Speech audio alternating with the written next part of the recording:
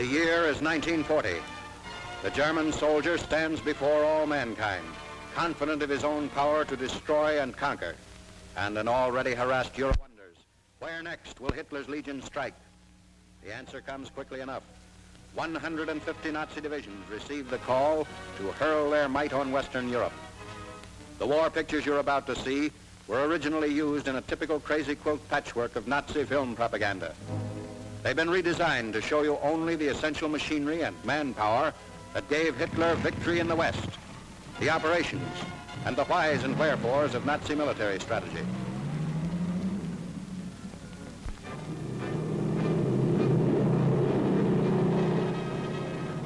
May 10th, 1940.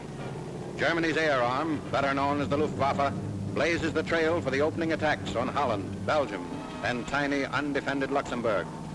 Germany boasted upwards of 3,000 planes, ready to rain untold horror upon all that spread out below their wings. Ready, too, for the mass landing of parachute assault forces, the airborne soldier making his debut on a large scale. In Holland, the Dutch report the destruction of great numbers of these parachute troops. But the operation is sufficiently successful to capture airfields at Rotterdam and other important cities, and to generally clear the way for a lightning German advance. And on the ground, other troops move across the borderline, separating Germany from the Low Countries. The attacks come at dawn, without warning. Germany had only hours before pledged non-aggression. But the stab in the back was fast being popularized by Hitler. Here, it was to leave its ugliest mark. Against Holland's small army, Hitler sent large contingents, vastly superior in training and equipment. A country about the size of Maryland affords a new test tube for the accelerated Nazi warfare. The Dutch have set up a staunch line of hidden defenses, hoping to hold off the Nazis until help arrives from British and French allies. But there's no halting Hitler's well-planned march across the peaceful land of the Zuider Zee. Engagements are brief, decisive, as the German soldier moves into town after town.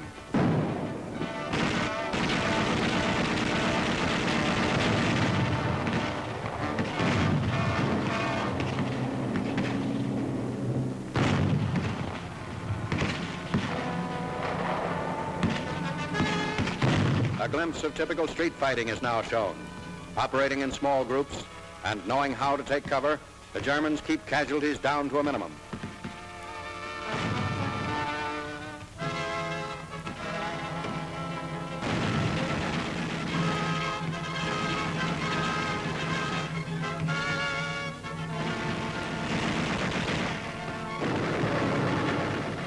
Victories along the sidewalk and gutter fronts in Holland prove as important as battlefield triumphs for the Nazis.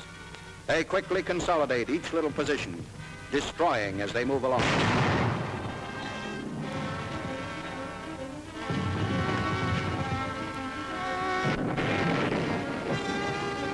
Bridges had been mined by the Dutch, but the foul work of fifth columnists kept many of them from being blown up, thus aiding the swift thrust of Hitler's forces.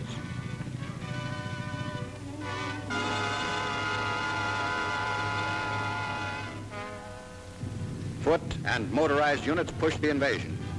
The Nazi-made films show nothing of the Dutch side. The inspired, although futile attempts of Queen Wilhelmina's loyal soldiers to hold off the death messengers from Berlin. Through 4 brief and awful days, Holland feels the burning fury of the blitzkrieg. The combination of ground and air attacks brings to a brave little land only the stillness of defeat. Finally, on May 14, 1940, the troops of the Netherlands are forced to lay down their arms. The announcement reads, to prevent further bloodshed and annihilation, Holland capitulates.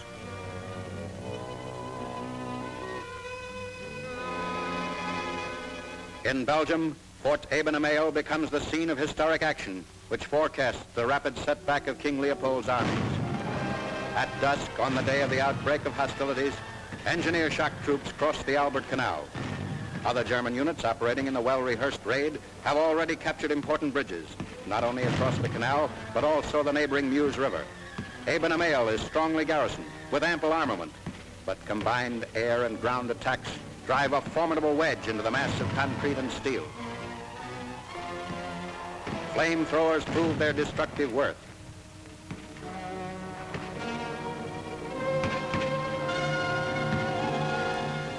Then, a final explosive charge is set. Look closely. You'll see the Nazi soldier atop the fort.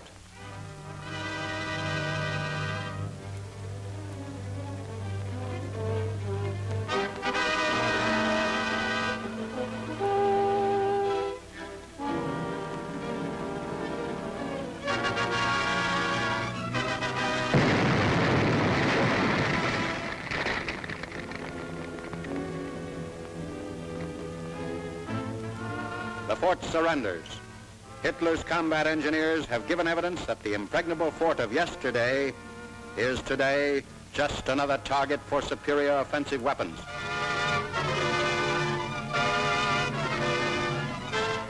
As Hitler lines up his armies for new surprise movements, the strategy of the German High Command becomes evident.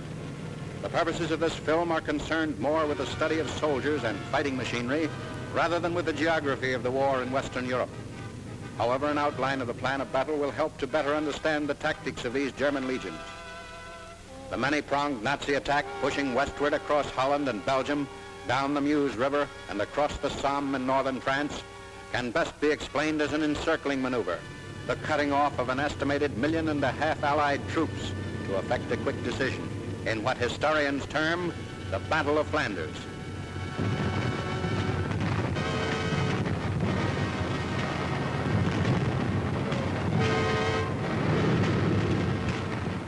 German guns go into action on a wide front.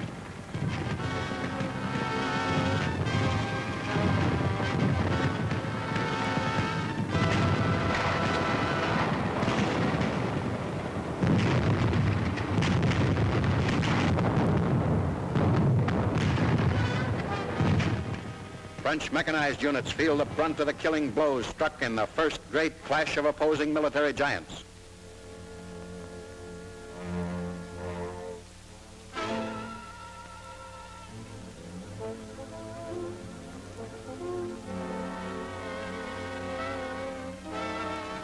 The organized German attack rolls on. Their immediate objective is Sedan, considered a weak point in the French defenses, and a springboard to the pocketing of the 9th French Army.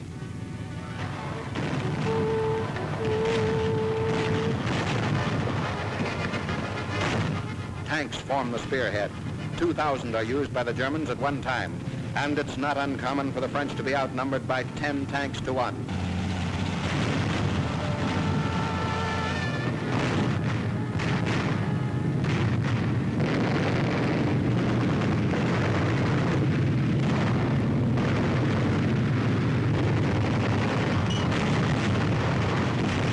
Overhead, the Luftwaffe is cooperating, peeling off to drop countless lethal charges.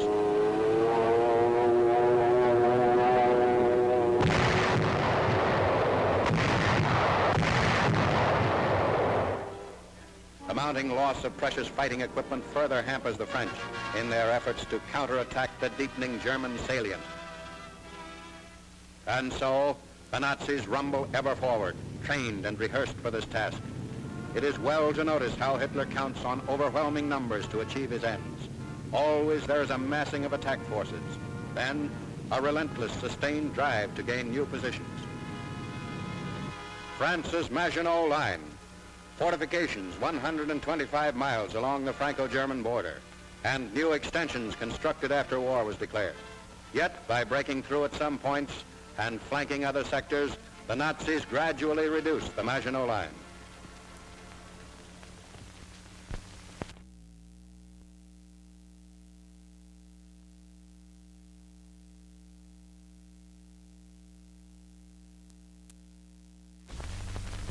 Now, the picture record of the development of bridgeheads on the Meuse River. How the Nazis forced passages across the river and open a breach of great strategic importance is vividly shown here. Once again, the value of training and rehearsals is apparent as bridges are constructed under fire.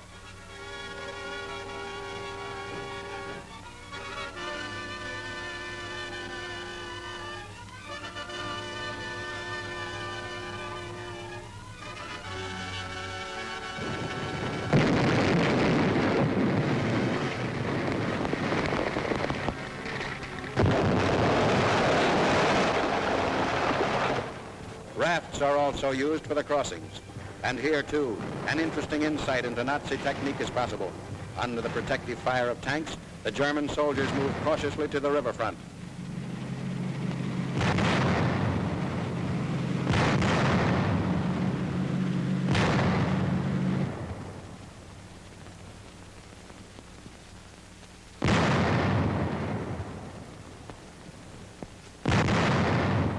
Thus, the Meuse is crossed at several places, but by the continuous firing it can be seen that the French made it hot for the Nazis. Of course, the German-made films omit casualties to their forces.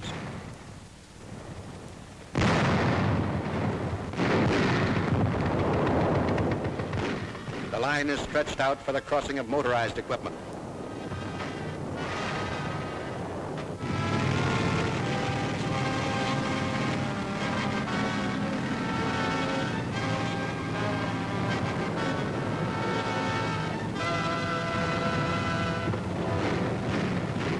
The value of the horse is not overlooked.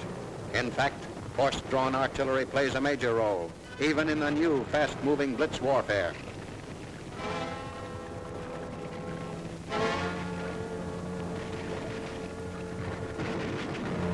The Nazis' Meuse River campaign helps to open a breach 50 miles wide. What have the French, British, and Belgian allies to offer against the surprise German thrusts? Less than 50 infantry divisions. No more than half a dozen armored divisions, not as well trained or as experienced as the veteran Nazi fighters.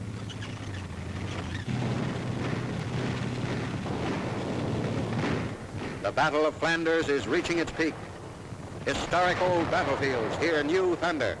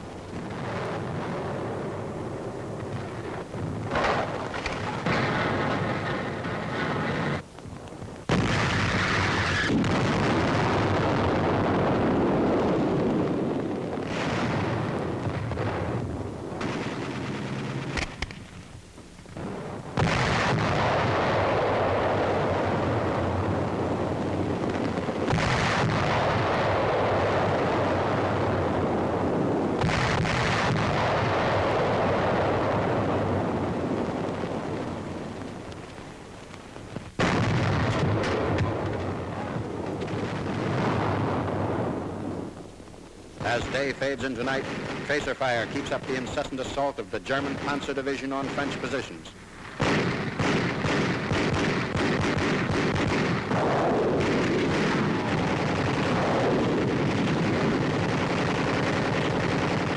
Fires burn through the night.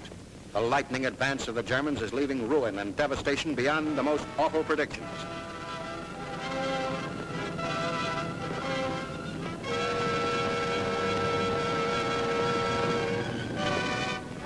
For the 9th French Army, the final hour of battle is past.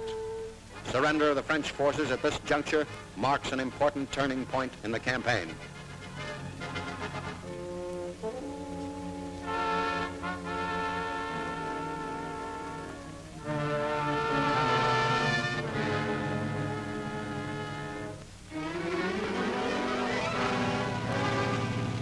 Hitler's columns now have the chief purpose of reaching the English Channel. En route, they will drive in the wedge, which will cut off Allied troops in northwestern France and in Belgium from those further south.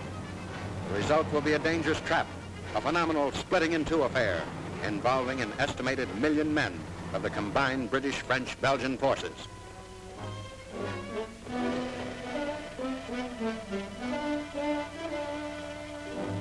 Each little French town offers its fierce resistance, but the ring closes tighter and the wreckage piles higher before the merciless German onslaught.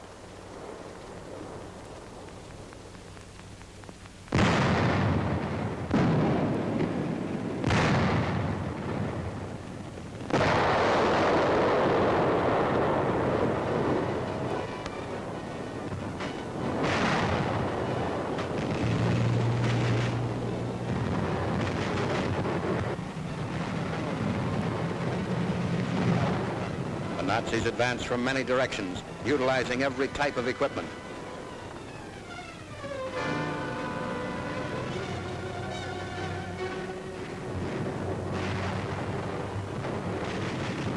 An historic moment of terrible significance. The German soldier has reached the channel where the Allies are in full retreat. Meanwhile, Hitler's cleanup forces, moving up under the cover of tanks, oppose any efforts to break through the ring.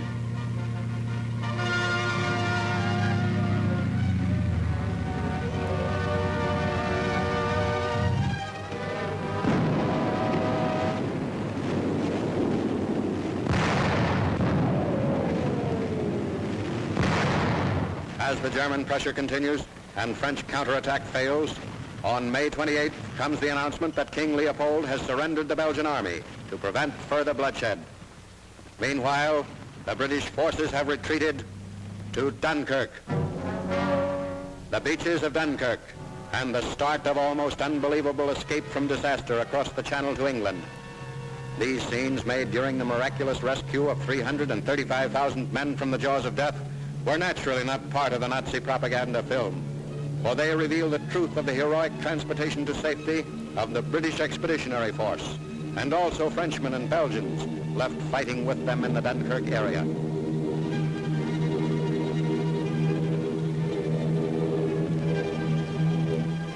German planes repeatedly try to break up and destroy the bridge of Allied ships, stretching across from Dunkirk to the cliffs of Dover, but Britain's seagoing sharpshooters fight them off.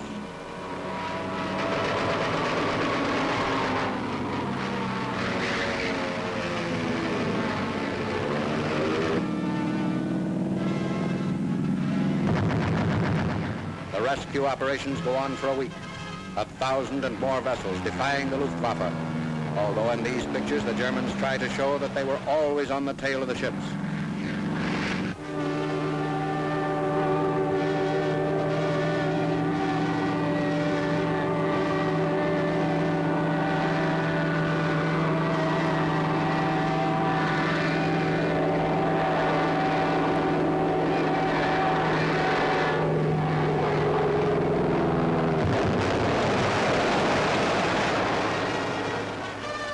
Back in Dunkirk, the last street fighting goes on until its final abandonment and surrender to the Germans on June 4th.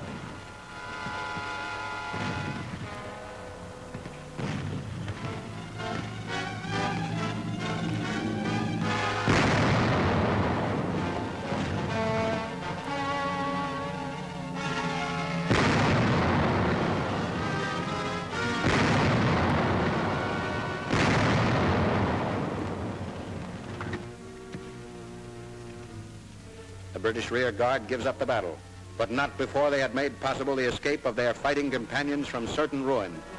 The British admit losses in men exceeding 30,000 killed, wounded, and missing in the retreat from Flanders. Their role in helping prevent disaster to Britain's Expeditionary Force will live forever in the annals of this war.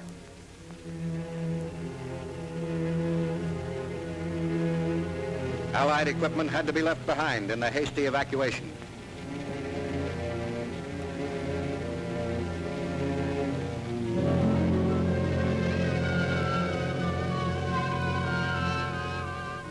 And Dunkirk, scene of historic battle, burns itself out.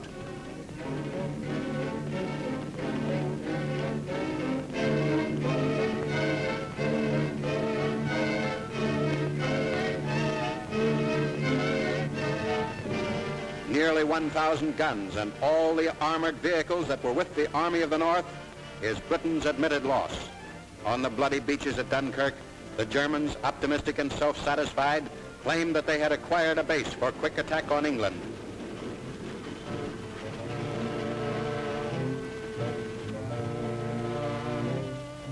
The Nazis say they took 40,000 prisoners in the Dunkirk sector. Even if this were true, it would also be true that for every loyal soldier of the Allied rear guard who was captured, 10 of his comrades in arms escaped to England.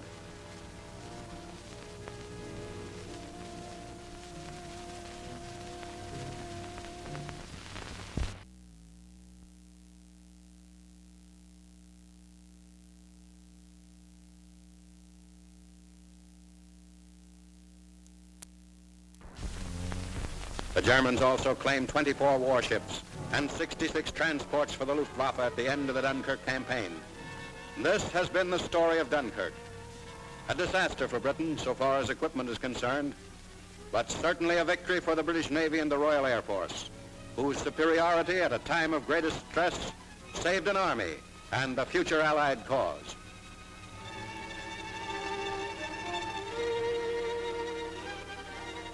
With the end of the Battle of Flanders, the German army reorganizes its supply columns for the next field of attack. The truck is the main follow-through carrier within the fighting territory, keeping up the movement of necessities of war in pace with the embattled forces moving at blitz speed. The supply of food, fuel, and ammunition is the key to success or failure in modern warfare. Much of the German planning in the months preceding the attack on France was given over to the rapid replenishment of fighting materials.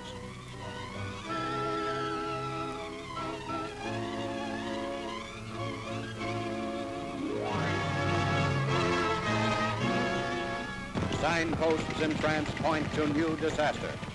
The Germans are now pushing south of the Somme River in western France, turning every village into a battlefield.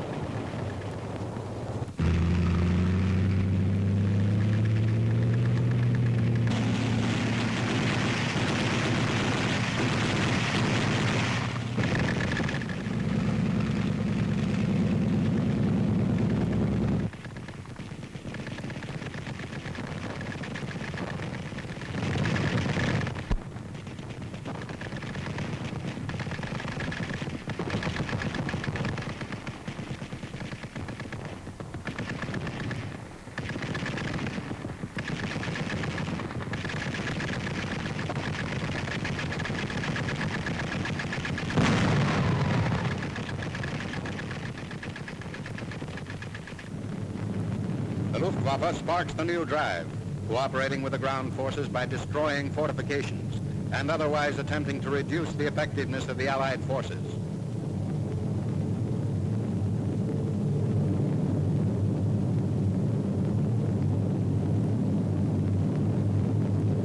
Incomplete anti-aircraft equipment is only another handicap for the French defenders, who were admittedly unprepared for the type of air assault launched by the scheming Nazis.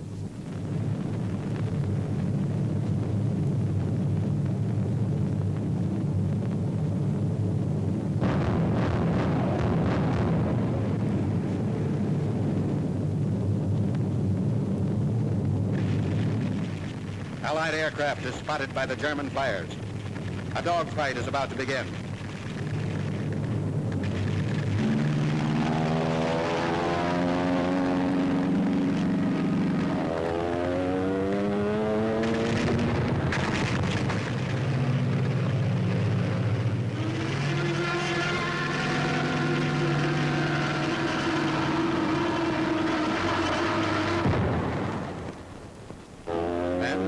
Dive bombers attack Allied connections to the rear.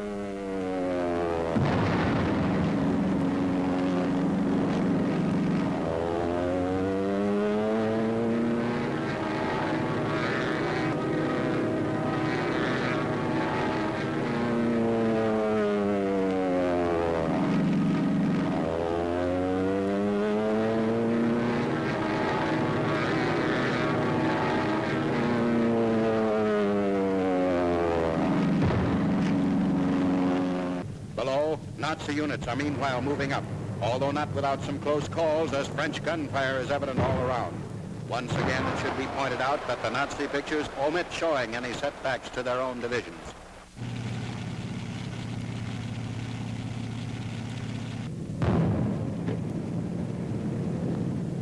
As the Nazi military machine drives past still burning ruins and on to other zones of action, it's well to chart the newest battle scene. The German attack in the Somme area is from Abbeville at the Channel to a point 120 miles inland. Tanks as well as infantry and planes take up the offensive in three main sectors, and the aim is to drive converging spearheads toward Paris. Against this massing of Nazi might, the French offer a rearranged army under General Weygand. A great battle is brewing. and there are tense moments as the Nazis await the signal to move.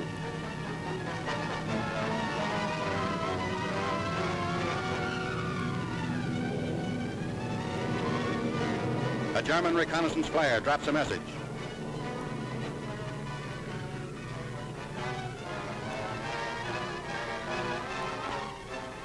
The airborne report gives the position of a concentration of French defenders.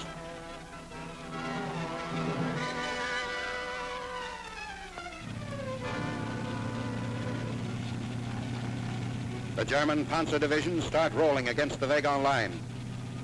The hastily improvised defenses of the French include a system sharply in contrast to the Maginot theory of fixed fortified positions.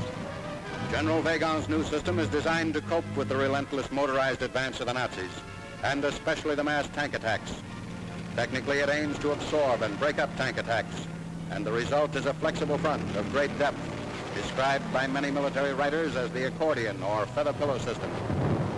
The battle of tanks that ensues, starting on June 5th, 1940, is beyond any past comprehension of this type of armed conflict. In the end, the Nazis again take the upper hand. Their seemingly irresistible advance too much for the brave but outnumbered men and tanks of the Wagon line.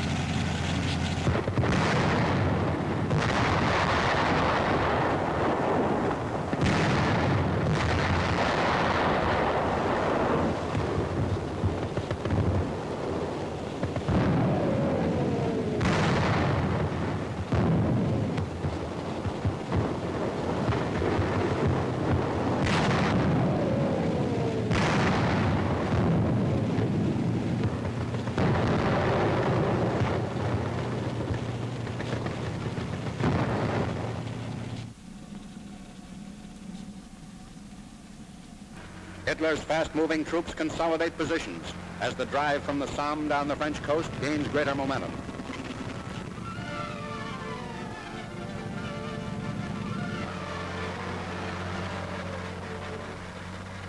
The advance elements leave behind the ruins of countless towns en route to the key city of Rouen.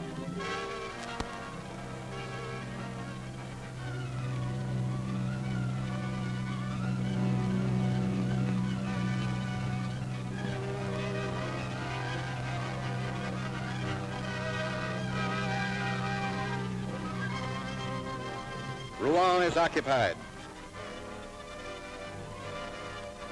Before retreating, the French wisely destroyed the city's vast fuel deposits.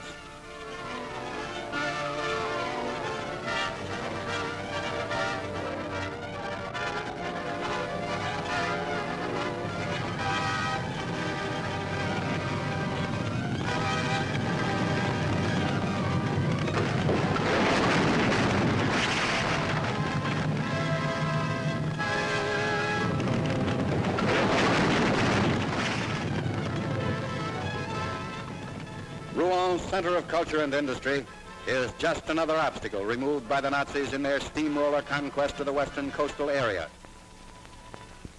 Forcing the French line to retire eastward, other German mechanized units drive the spearhead further and further.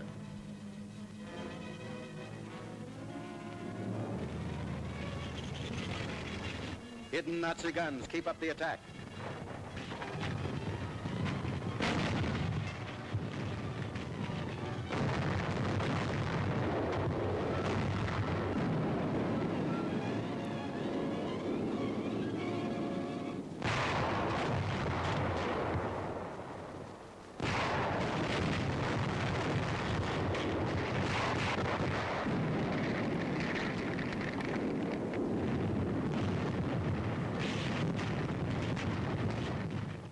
It's the same story. Brief forays, fire and wreckage, and the Blitz rolls along.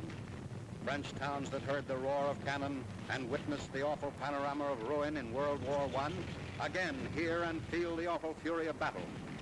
Roads are choked with wreckage and hastily abandoned equipment and supply vans.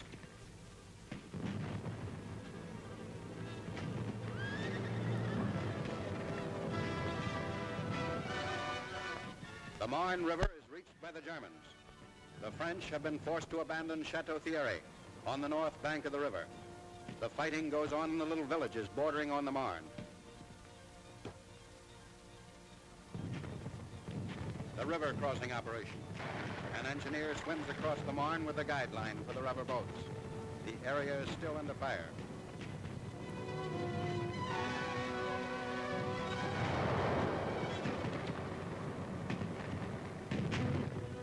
The well-rehearsed crossing by the tiny craft now goes on.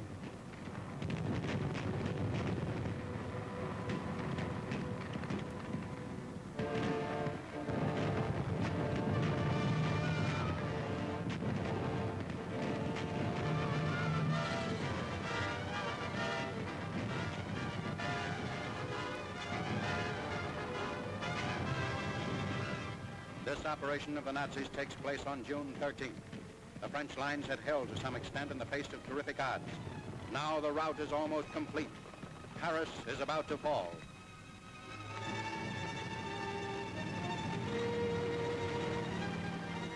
On June 14th, 1940, the Germans take Paris. There is no opposition, as all the French troops have been withdrawn. The famed Arc de Triomphe looks down upon the conquering Nazi columns. Here, France's greatest heroes have tread. Here, Hitler adds his supreme insult. But in the months and years to come, it is to act only as a further incentive for the fighting Free French, united in a new Allied cause, to help drive these invaders from Paris and from all France.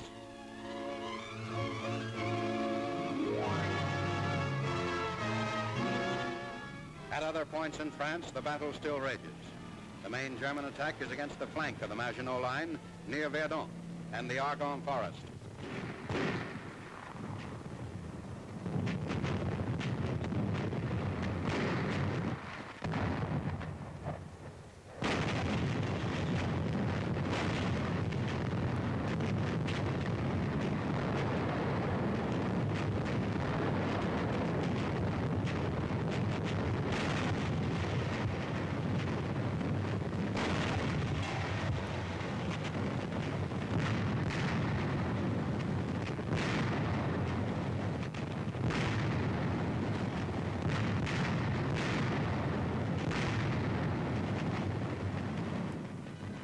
German victories continue, and more Frenchmen are forced to surrender.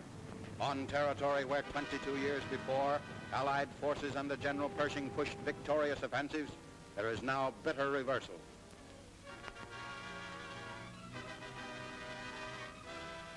The heaviest armored forts crumble under the German artillery fire.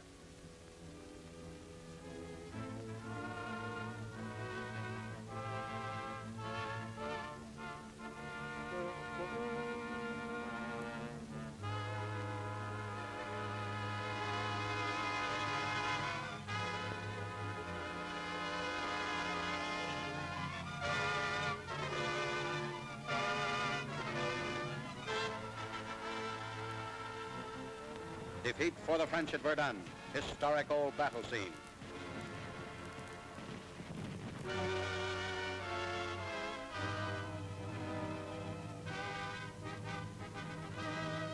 Nazi big guns next attack in the regions of the Upper Rhine. The objective is to completely cut off the Maginot Line and end all resistance down to the French-Swiss border. Right now, the German soldiers are beginning a crossing of the heavily fortified Rhine, an operation that affords an interesting study of this particular tactic. The crossings are rapid, speedboat fashion. A smoke screen has been laid down to veil the crossing.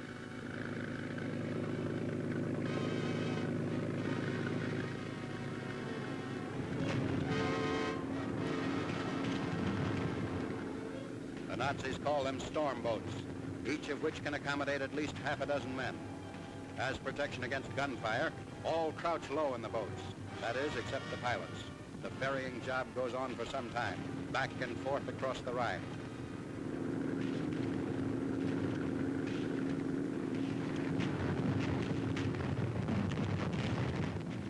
Those reaching the opposite shore quickly have to show what they've learned about taking cover.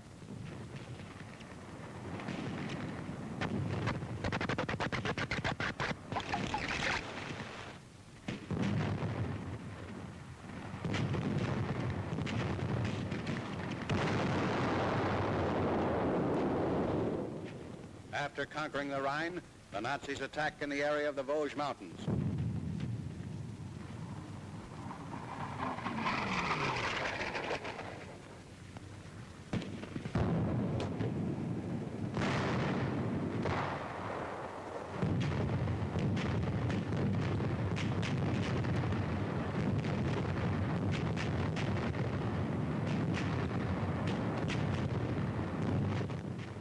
The end of the campaign is in sight as Hitler sends his troops against the last stronghold of the ill-fated Maginot Line. Loyal and heroic French soldiers within the fortified line man their guns until the end. The odds are great, the cause almost lost, but the enemy will know that he has been in a fight. Last barriers are removed by the Germans. And then the flamethrowers go to work.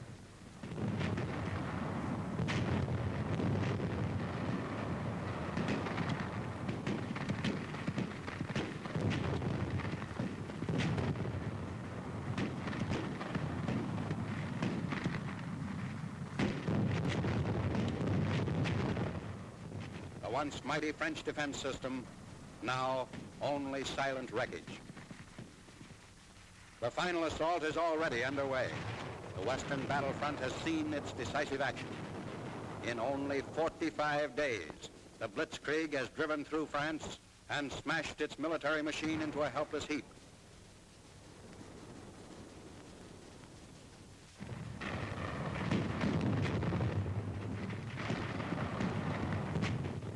Among the last to go is this tortoiseshell-like fortification. Against it, the Nazis used almost every type of big gun.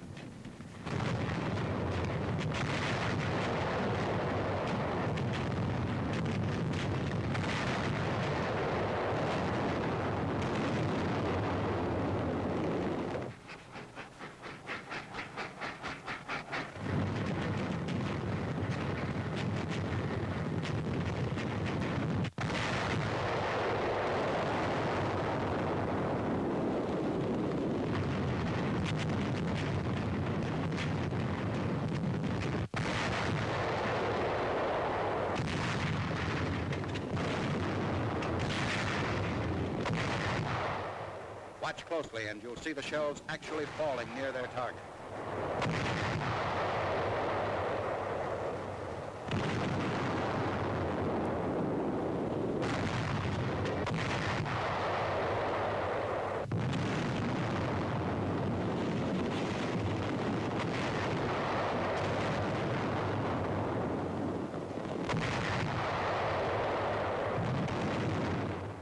France is gone, but through the smoke of other battles must come her freedom reborn.